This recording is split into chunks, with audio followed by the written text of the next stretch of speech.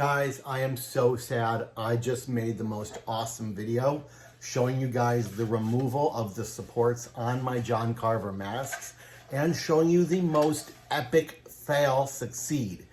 Fantastic. And unfortunately, my camera wasn't recording. Oh my God, I'm so disappointed. You guys would have loved this video.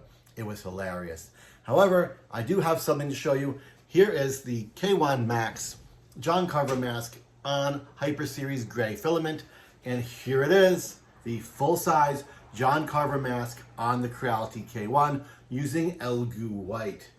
This mask came absolutely fantastic, and oh my God, using the entire bed on the K1, this mask also came absolutely fantastic.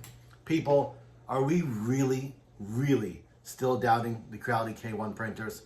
And are we really still allowing the toxic people on the internet talking all kinds of crap about them?